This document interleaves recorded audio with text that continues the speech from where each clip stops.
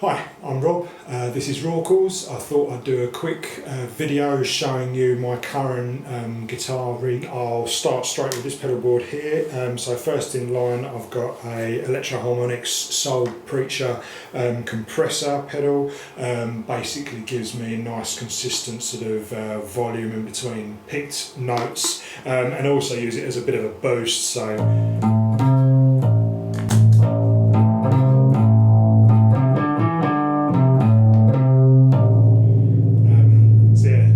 really cool when I just need a little bit of extra oomph and just a bit more sort of constant clarity. Next in line I have a Boss DS1 distortion pedal, which I tend to use with what I've got next to it, which is a Badlands made by Ray Gun Effects. It's actually a clone of a Fat Rat pedal, which is really cool, and that's my main sort of distorted tones.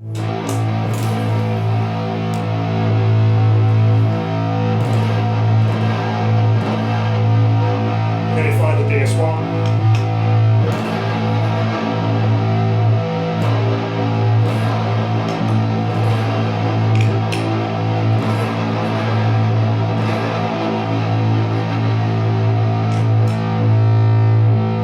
Just give me a little bit more tone, which is really cool. Then I've got a Behringer Ultra Tremolo next in line.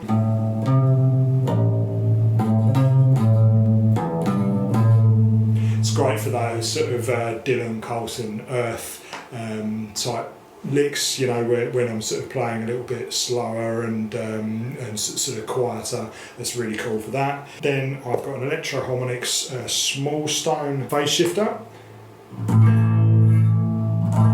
which I tend to have set to the lowest rate.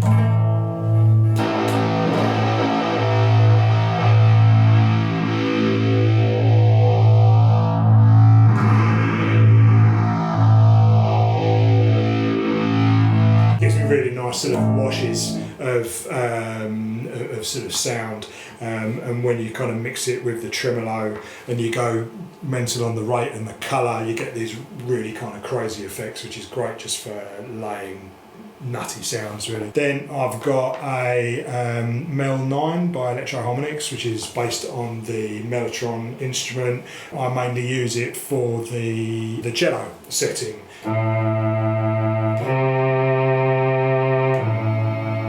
Which on its own sounds okay, but I like using it with reverb and delay for giving me kind of more string type sounds, so like kind of like this.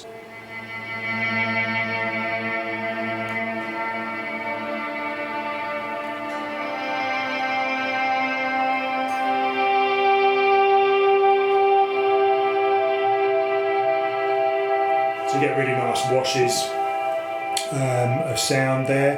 Here I've got a Electro Harmonix Pitchfork, which I've got set to a octave down. So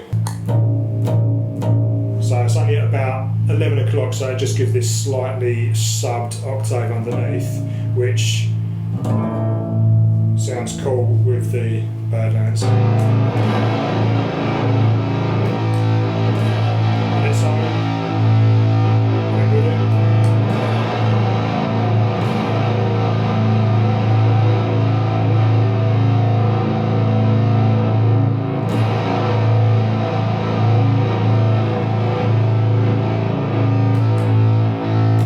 Cool if you want to get things a little heavier. So then I've got, you saw me use it just now, it's just a Jim Dunlop volume pedal, which is great for doing sort of volume swells.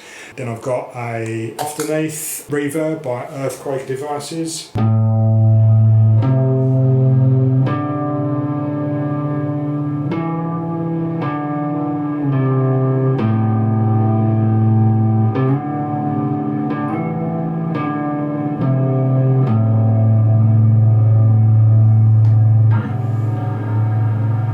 Really cool pedal, you can go crazy with that thing as well, but I use it kind of subtly really just to give me nice washes. Then I've got two delay pedals. I use the Digitech Obscura and the TC Electronic Flashback, so I have them set to different delays. So the Obscura is, and the flashback. So together they kind of give a really cool.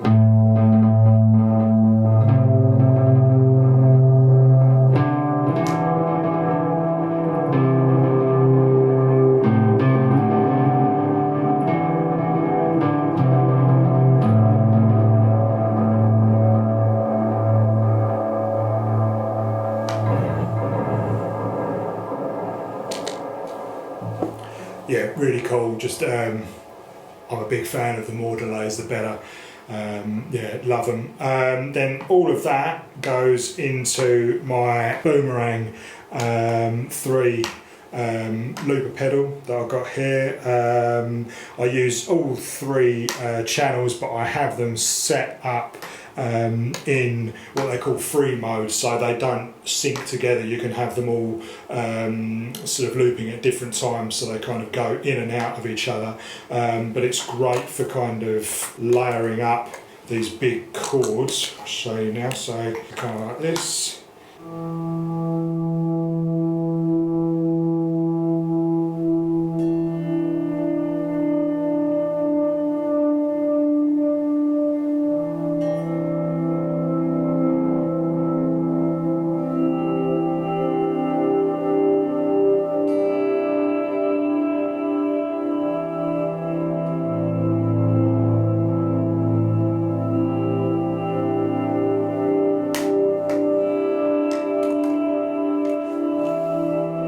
So again, you have these like single notes sort of going over the top of each other, sort of washing into each other, which is really cool because of all the delays and the reverb, and it just creates these really lovely ambient textures, which I can then sort of just layer on top of more and more, you know. So I could also then sort of do the same by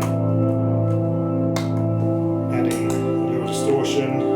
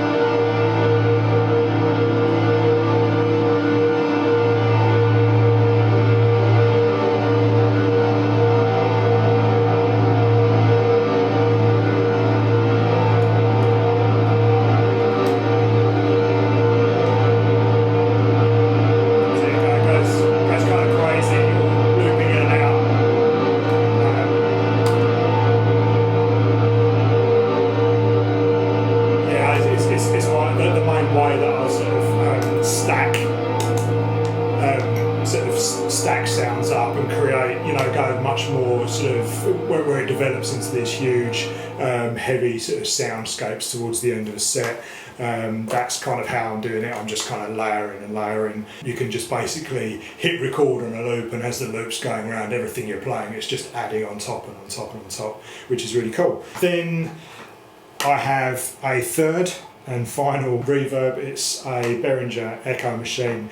This I tend to only use at the very end of sets. So once I've got everything going absolutely crazy sort of through the looper, I've created this massive wall of sound. I then hit the Echo Machine and gradually dial that in, and you can mess around with it even more.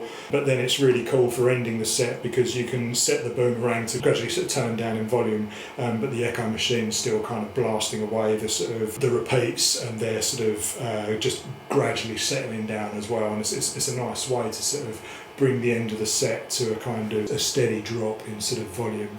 Yeah, so that's basically the pedals. Currently, for the first time, I've had this little synth included here. This is by a company called Ritchie. It's a maximal drone. So you've got 6 oscillators on there. You can have them set to different tones, but I've got them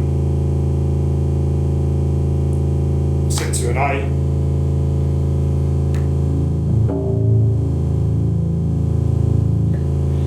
And then just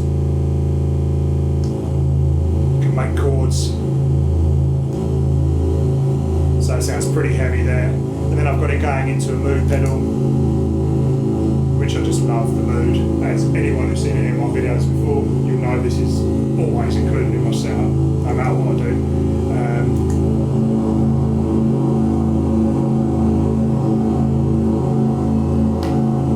So yeah, at the moment I'm kind of starting the set with that, just so I've got this really nice, you know, sort of droney rumble underneath before I then start layering all the sort of guitar parts on top. It's just really cool to have that, you know, just filling out that bottom end to begin with, because most of the layered stuff is quite sort of high in the register to begin with.